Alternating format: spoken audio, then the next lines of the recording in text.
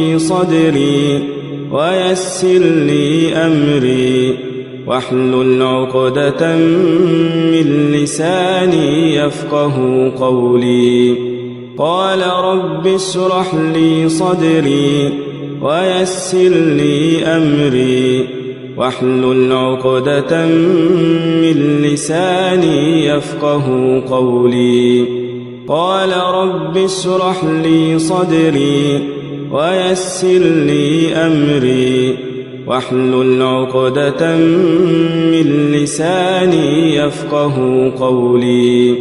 قال رب اشرح لي صدري ويسر لي أمري واحلل عقدة من لساني يفقه قولي.